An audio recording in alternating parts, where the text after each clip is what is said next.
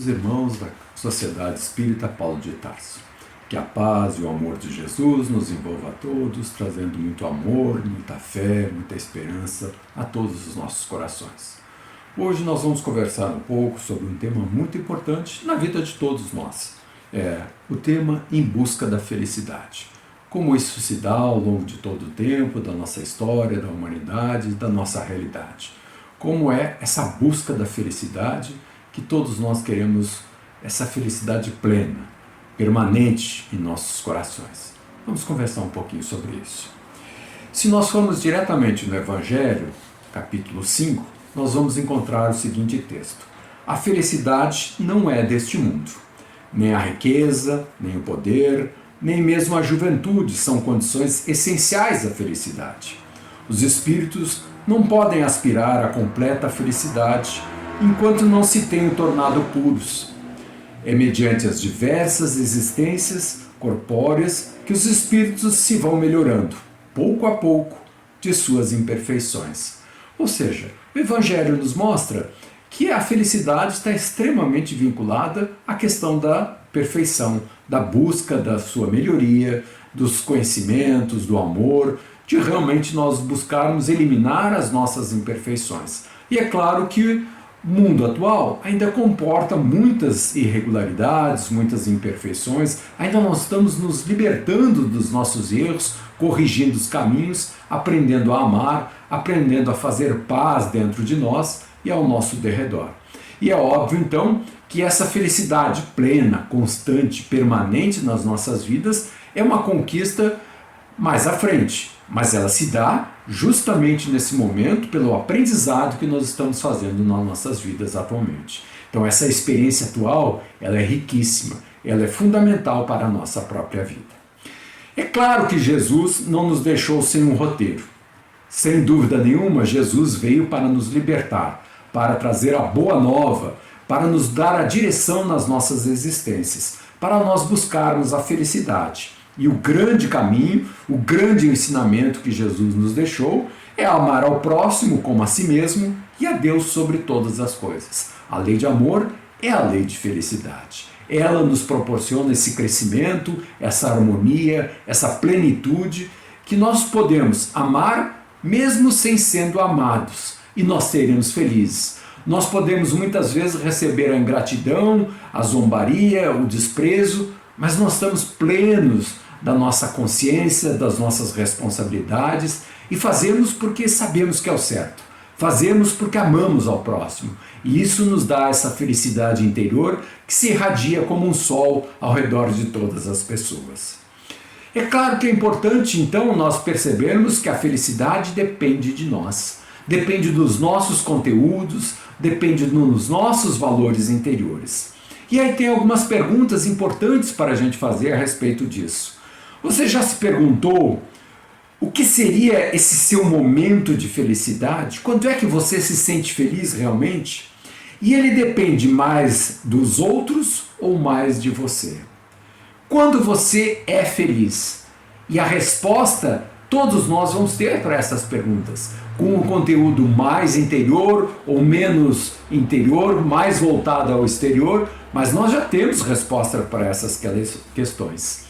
Se fica difícil às vezes a gente responder disso, tem uma pergunta muito fácil que nos coloca frente a frente a essa realidade. A pergunta é: você é feliz? E nós não sabemos responder. Não sei se eu sou feliz, a gente vai dizer que é feliz em muitas vezes, em muitos momentos nós somos muito felizes, e em outros momentos nós temos para essa contradição, a felicidade escapa. Quanto mais eu busco a felicidade, mais difícil de encontrar. E de repente ela está presente na minha vida nos gestos mais simples. E se eu me obstino em busca da felicidade, muitas vezes parece que eu não encontro essa felicidade. Mas talvez a gente possa responder isso de uma forma direta. Você gostaria que o tempo andasse mais depressa ou mais devagar? Isso talvez a gente consiga responder. Se o tempo andar mais depressa, é óbvio que o presente vira passado e o futuro toma o lugar do presente. E assim a vida acaba mais rápida. A vida se encerra logo. Se estamos pensando assim, que eu quero que o tempo ande mais rápido, é um sinal de que nós precisamos repensar a nossa vida. Nós estamos divorciados da vida real. A vida atual, como ela é, não está nos dando tantas alegrias e tanto prazer. E eu quero que isso passe rápido, mas não me dou conta que o passar rápido faz que a vida se torne breve. E se a vida se torna breve, significa que eu não estou confortável no momento atual e que eu quero que essa situação mude, que essa situação rapidamente se desfaça na minha própria vida. Então, muitas vezes nós vamos em busca dessa felicidade e o caminho natural é a gente buscar nas casas religiosas, buscarmos no nosso interior, na meditação, às vezes até nos recursos junto a médicos, psicólogos. Onde é que está essa felicidade? Buscando aquela pessoa que possa nos orientar nesse caminho. E muitas vezes nós gostaríamos de ter a saúde plena, o emprego bem remunerado, as homenagens, as alegrias permanentes, o aplauso dos que nos são próximos, as pessoas como nós gostaríamos que elas fossem, que elas agissem daquela forma que nós gostamos quando elas agem. Gostaríamos de ter antes até mesmo do que ser, pelo prazer de nós podermos já desfrutar das alegrias antecipadamente daquilo que nós ainda não somos. Mas nós gostaríamos sim de já estarmos felizes, embora não sabemos nem ainda como conquistar essa felicidade. E muitas vezes nós gostaríamos de receber mesmo antes de merecer, porque ainda não somos capazes de manter ou de perseverar nesse caminho que nos traz a felicidade. E é claro que essa questão de ser e ter, ela tem uma duplicidade muito forte. Muitas vezes o problema do ter é o medo de perder, que torna aquele que possui, muitas vezes, possuído por esse desejo de ter, ou muitas vezes dominado por que tem e tem um grande medo de perder aquilo que tem. E quantas vezes nós nos encontramos escravos desse ter, nós somos dominados por essa realidade. E assim também a gente observa, curiosamente, que como tem muitas pessoas que se sentem escrava do que não tem. Não tem felicidade, porque não tem muitas vezes o amor, porque aquela pessoa que ama não está presente, não tem o dinheiro, não tem a saúde. Então a gente percebe que mesmo o não ter nos torna preso dessa realidade. Nós amamos muitas vezes o ter, mas quando eu não tenho, eu também sinto enormemente essa falta, essa necessidade dentro das nossas vidas. E para que esse ter parece ter tão importante? O ter para comprar sensações, sem dúvida nenhuma, experiências, conhecimento, conhecer pessoas, oportunidades. Existe uma grande relação com essa capacidade de nós determos poder, vantagens, oportunidades. E muitas vezes as pessoas até buscam isso para poder comer, para poder dormir, reproduzir, que são as funções mais básicas que a vida muitas vezes nos reveste. Muitas vezes, quando nós vamos à nossa religião, à busca, nós vamos em busca de alguma coisa que nos tornasse a vida mais fácil, que não fosse tão difícil. E essa em busca dessa facilidade, muitas vezes, nós vamos perceber que é possível não ter essa facilidade, mas nós descobrimos a esperança que ilumina um pouco as nossas vidas, de que nós, quem sabe, nós podemos ter isso. Vamos caminhando em busca dessa esperança e vamos encontrando, maioria das vezes, o consolo. O consolo de que ainda não é possível aquilo que nós queremos, mas já o consolo me serve dentro do nosso íntimo. E na busca desse consolo, nós vamos encontrando a inspiração. A inspiração para fazer uma transformação na nossa vida. E aí começa muitas vezes o grande aprendizado das nossas existências. Então nós vamos, como nós estávamos falando, em busca de facilidades. A facilidade se transforma em esperança, a esperança se transforma num consolo, uma inspiração, uma transformação e uma busca definitiva do aprendizado. E nesse aprendizado nós vamos encontrando cada vez mais a sabedoria, vamos nos deparando com o amor. É claro que muitas vezes nós fomos em busca disso pelo amor ou pela dor, pelo sofrimento, em busca dessa jornada que está fazendo a nossa própria transformação. Isso se deve, muitas vezes, porque nós estamos em buscas exteriores. Nós não nos damos conta da importância de nós estarmos juntos, de coração, de alma, de pensamento nessa caminhada. Então, quando nós vamos nas buscas exteriores, nós abandonamos o mundo interior.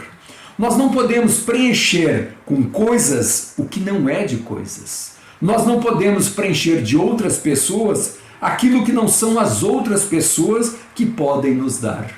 E essa caminhada vai nos ensinando. Eu preciso, antes de mais nada, alguém que me ame, é o que a gente costuma ver as pessoas dizer. Eu queria alguém que me amasse, alguém que cuidasse de mim, alguém que me fizesse feliz.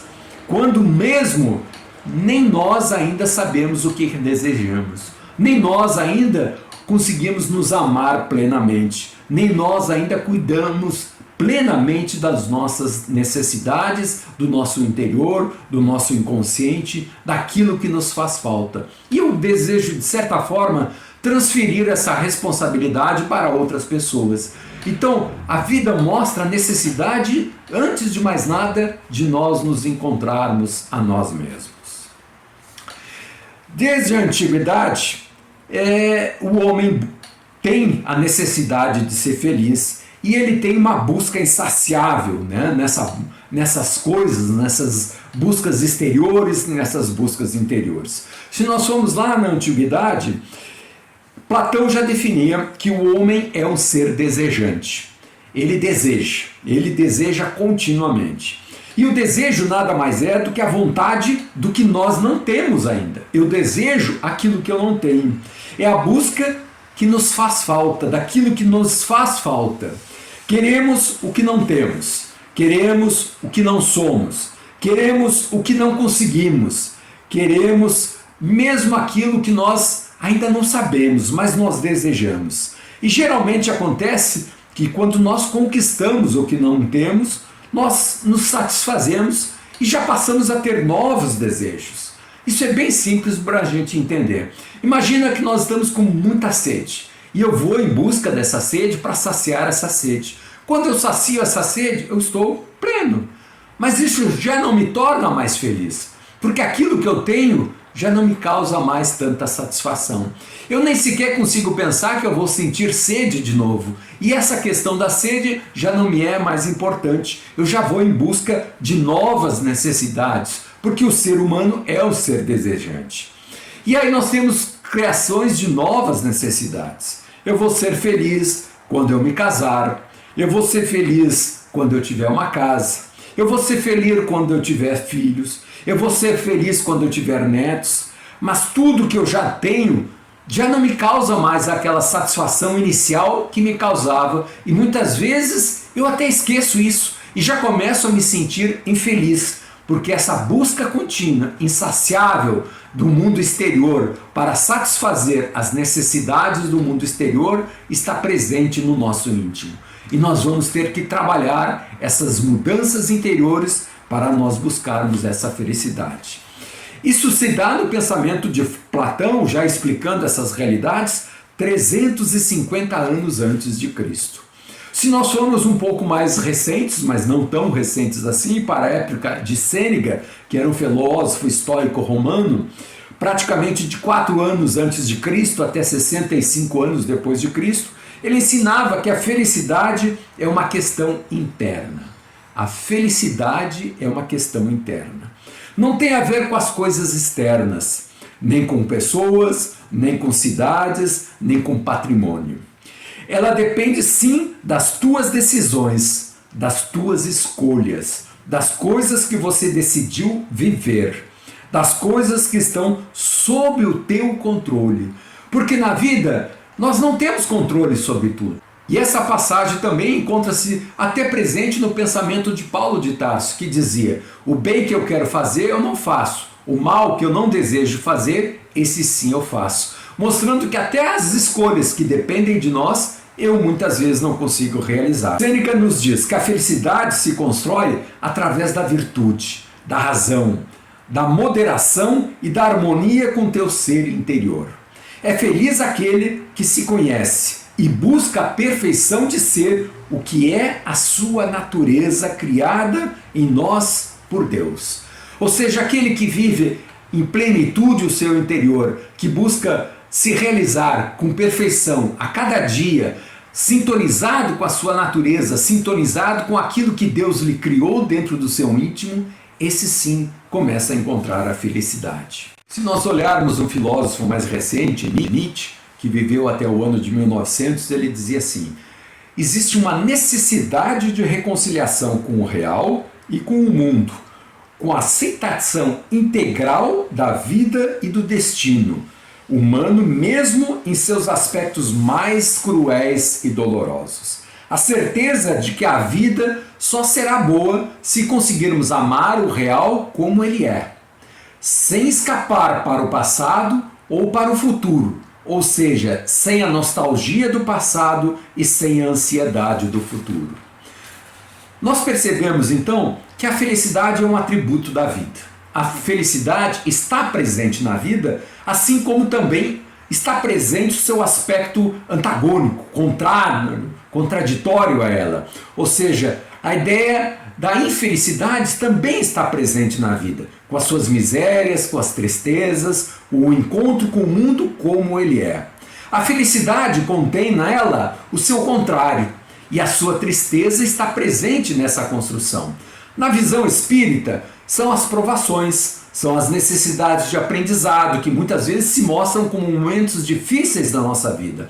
A necessidade de criar habilidades que nos capacitam a nos depurarem mais depressa das nossas imperfeições. Então nós vemos que muitas vezes a tristeza, o sofrimento, a angústia que nos bate são caminhos necessários na busca da própria felicidade. É o caminho da felicidade, dessa felicidade que vai se construindo e aprendendo a vivenciá-la plenamente dentro de nós. Se nós formos para outro filósofo mais recente, um filósofo francês, que atualmente está com 69 anos, o André Sponville, ele diz assim: ame mais, ame o mundo como ele é, reconcilia-te com o real, lamente um pouco menos, isso é passado, espere um pouco menos, isso é futuro, e ame um pouco mais, isso é o instante presente. O que estamos vivendo agora, esse é o instante mais importante. Se o passado não pedir passagem, se o futuro não se impuser, o presente nos é suficiente, nos basta. Assim pensa Sponville. Mas se nós formos para outro filósofo, Pedro Calabres, que é um neurocientista, ele nos mostra até caminhos para nós aprendermos a amar de verdade. Ele nos diz assim: o amor duradouro exige esforço. É uma construção da qual cada uma das partes deve buscar, dia após dia, uma conexão mais forte, uma escolha diária. Não existe nada pior do que uma sentença de morte maior do que o abandono, do que a acomodação, do que a preguiça que resultem no enfraquecimento desses laços. Quando nós enfraquecemos essa busca de cultivar o amor com as nossas pessoas mais queridas, com as pessoas mais próximas, nós estamos sabotando o amor que se estabelece dentro de nós. Marca também que dentro do amor sempre existe o amor e a admiração. A paixão nos faz muitas vezes admirar a pessoa num primeiro estágio. Quando se esgota a admiração, os laços se afrouxam, mostrando que o amor sempre tem uma admiração, tem uma curiosidade para saber como aquelas pessoas são. Existe uma vontade de se aproximar, uma vontade de conquistar um pouco daquele conteúdo que a gente percebe de tesouro, de divino que está presente na vida dos outros. E um outro fator fundamental naquela pessoa que ama é: quem ama, cuida, como diz o ditado popular. De fato, cuidar e amar andam de mãos dadas. Quando cuida-se de alguém, você tenta fazer que o mundo agrida esse alguém o menos possível, que a vida lhe seja suave, que a vida lhe seja agradável. Então ele mostra também que até para amar existem segredos, exige esforço, que nós temos que ter uma admiração pelaquilo que nós amamos, ou pelas pessoas que nós amamos, e que de certa forma nós temos que cuidar desse amor continuamente. Indo mais buscar junto ao Espiritismo, nós vamos encontrar dois pensadores, dois psicólogos, Iris Rezende e Cláudio Sinotti, que nos fala muito dessa necessidade do aprendizado a sermos felizes. Ele diz assim: a felicidade vai se transformando em uma forma de ser, uma maneira de lidar com a vida, pois a vida tem seus desafios. Saber viver cada momento como um desafio, como a vida propõe. Vivemos e compartilhamos aquilo que a vida nos permite. Não podemos controlar a vida, mas podemos desenvolver o autocontrole para viver a vida como as nossas possibilidades, tendo a maturidade para lidar com a tristeza e não o banimento da tristeza. Ninguém pode terceirizar a responsabilidade da sua felicidade. E eles lembram de 5 enganos sobre a felicidade. 5 enganos que facilmente todos nós cometemos. Primeiro, de que felicidade é igual a riqueza. Ficar escravo da dimensão do ter, do acúmulo, de ter valores, isso nos prende e nos dá uma falsa ideia de sermos felizes. No limite da miséria, ela cresce a felicidade porque ela sacia as necessidades mais básicas de alimentação, de bem-estar, de saúde, de realmente vencer aquelas batalhas da miséria e do sofrimento que muitas vezes a falta de qualquer recurso nos coloca. Mas depois ela não cresce mais à medida que eu vou conquistando valores e ela muitas vezes eu vou me tornando escravos e em busca de uma vida inteira dessa riqueza que ela já não vai mais me saciar. Outro grande engano é ter a ideia de que a felicidade é igual à juventude. E quantas pessoas ficam presas que eram felizes quando eram jovens, sem responsabilidades muitas vezes, desfrutando de benefício daquelas pessoas que sustentavam essa felicidade. Das primeiras experiências de amar, de errar, de acertar, sem grandes culpas, sem grandes responsabilidades pelo que fazia. Mas muitas vezes essa ideia tenta se perpetuar, como se a juventude fosse a própria felicidade. Obstinação em busca de padrões de beleza, sermos felizes na idade que nós estamos, esse é o tesouro maior que nós deveríamos buscar na vida. Seja ele na idade madura ou na idade mais avançada, porque nós estamos na busca do nosso aprimoramento, da nossa própria perfeição. Terceiro grande engano que eles nos salientam é a felicidade igual ao sucesso. Felicidade é a forma como que o homem lida com as situações da vida. É o jeito que eu trato, que eu consigo fazer o autocontrole frente às minhas emoções e os meus sentimentos. É o aprendizado que eu consegui fazer e não pelos resultados que muitas vezes são aparentes nas nossas vidas. O ser desconectado de si, na busca de ter muitas vezes ou de ser visto, é um grande prejuízo para a sua própria felicidade. O ansioso é ansioso com 1000 seguidores ou 1 milhão de seguidores. Ou seja, o sucesso não representa em nada a paz interior e essa felicidade que nós estamos em busca. Outras vezes, o quarto engano que se comete muitas vezes na nossa vida é considerar que a felicidade é igual ao prazer. Ou seja, é uma recompensa, muitas vezes, o prazer na busca das sensações. Nós vamos ter uma reposição imediata, às vezes, das dificuldades que nós estamos enfrentando. Mas ela não é absolutamente felicidade quando ela está desconectada do senso moral. Ela não é felicidade plena porque ela é justamente fugidia. Ela é temporária, ela está na satisfação daquele prazer imediato que a vida às vezes nos proporciona. E se nós vamos em busca, muitas vezes dependentes disso, nós sabemos que a viciação em sensações, ela torna o viciado um escravo realmente da dependência, da satisfação dessas viciações, desse prazer imediato que ela vai. O quinto engano, que é eu só serei feliz quando? Nós estamos tirando a possibilidade de nós sermos felizes já e agora. Quando eu transfiro essa felicidade para um futuro, de que eu só serei feliz no futuro, eu estou aniquilando arrasando com a felicidade nesse momento. Seguindo nessa linha dos ensinamentos, então Iris e o Cláudio tentam nos mostrar que existem características das pessoas que se sentem mais felizes. A primeira delas é a resiliência. E ele mostra que a capacidade de lidar com essas adversidades, com as frustrações. As pessoas que são mais resilientes, as experiências deixam menos marcas, protegendo contra distúrbios, contra as doenças. Bons navegadores, como se diz o ditado, não se fazem em mares calmos. É frente àqueles que sofrem as dificuldades e aprendem a se recompor melhor. Nos ensina também que as pessoas mais felizes têm foco e atenção em atitudes. Foco no que pode fazer e deve fazer, sem queixas nem vitimização. Ou seja, eu não fico pensando como as pessoas deveriam ser. Eu analiso a situação e vejo o que eu posso e o que eu devo fazer para melhorar a situação. Eu não fico sonhando com situações imaginárias que, se fossem diferentes, seria a vida diferente. Eu vivo com um pouco de praticidade na minha própria realidade.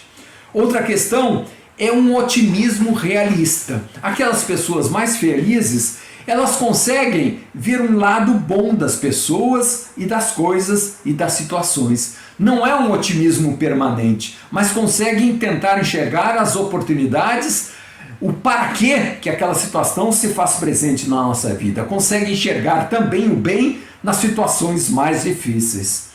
Outro tema bastante presente, outra característica bastante presente é a autopercepção. Aquelas pessoas que se conhecem, elas realmente se percebem a si mesmo, física, emocional e espiritualmente, e são capazes de buscar aquilo que satisfaz o seu interior. Elas têm um amor a si mesmo, elas se esforçam de uma autotransformação para um processo de plenitude interior. Então essa busca da autopercepção, do autoentendimento, de conhecimento de si mesmo, está muito presente nas pessoas mais felizes. E a quinta, última característica que eles observam nas pessoas mais felizes é a generosidade, é a empatia, a capacidade de interação com a pessoa amorosa consigo mesmo e com o próximo. É uma psicologia, como a gente se fala muitas vezes, da gratidão. Quanto mais eu direcionar esse amor para as pessoas, para a vida, mais isso nos retorna como uma sensação de bem-estar, de plenitude. Então a pessoa generosa, a pessoa grata, ela já se sente feliz por esse exercício dentro da própria vida interior.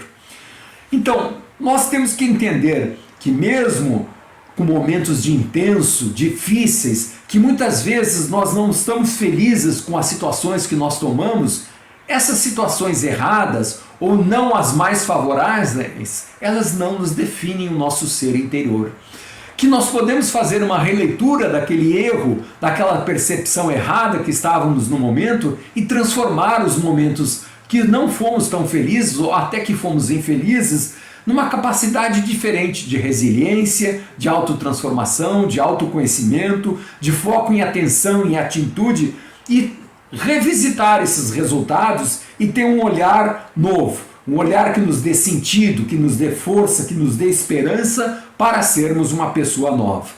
Então eles mostram, esse casal, que essa busca da felicidade, ele tem 3 fatores básicos: o conhecimento de si mesmo, a conscientização das suas próprias aspirações, o que eu desejo, o que eu necessito e quais são os objetivos que eu coloco para o fundamento da minha felicidade. Se eu estou em busca de ser melhor ou se eu estou na busca de ter uma vida melhor. Ser melhor ou ter uma vida melhor. Qual o peso, qual a relação que eu consigo estabelecer entre essas duas realidades? Divaldo Pereira, numa palestra Em Busca da Felicidade, ele nos traz ensinamentos riquíssimos. Ele começa nos dizendo assim: felicidade fora da caridade não há salvação. É necessário dar-se, é necessário renúncia e abnegação, de perdoar e se auto-perdoar e não permanecer no erro. Ele começa nos ensinando que essa felicidade exige a generosidade que Iris e Cláudio Rezendo nos falavam. Ele coloca como grande ensinamento, o primeiro deles à frente de todos os caminhos, é amar-se. preservar a saúde, evitar os vícios, trabalhar o intelecto e moralmente, preservar os valores da dignidade, receber a vida como uma dádiva, não como uma punição, amar a natureza, amar o momento presente, vivermos a vida em plenitude. E esse amor é como um sol que se irradia dentro de nós e se espraia em benefício das outras pessoas. Dar ao próximo o direito de ser como lhe apraz, tolerar os outros. E muitas vezes nós ficamos indignados com a atitude dos outros. Muitas vezes nós queremos transformar a realidade dos outros sem nem sequer conseguir fazer o meu autocontrole, sem nem sequer conseguir fazer aquilo que eu gostaria de fazer, e muitas vezes eu não consigo realizar aquele bem que Paulo nos ensinava. Esforçar-se para ser melhor do que fui ontem. Não era atingir a perfeição nesse momento, mas ter a alegria de estar sempre um pouquinho melhor. Caminhar devagar, mas permanentemente para a frente. Outras preciosidades que Divaldo vai nos trazendo nessa palestra. Ele diz assim: ninguém ajuda ninguém. Na verdade, o bem é bom para quem o pratica. E assim como o mal é mal para aquele que faz o mal. Nós não precisamos ficar preocupados se nós vamos receber. Já estamos recebendo o bem que nós estamos praticando naquele momento, porque a sensação de bem que nós temos ao executar o bem nos acolhe o coração, nos fortalece, nos traz alegria e esperança. Outros ensinamentos de Divaldo. Ter inimigos não é nada demais. É comum a gente ter inimigos. Mas ser inimigo, isso sim é grave. Isso que nós não devemos ter para as nossas vidas. Tenho inimigos, mas não sou inimigo de ninguém. Esse deve ser a nossa busca plena.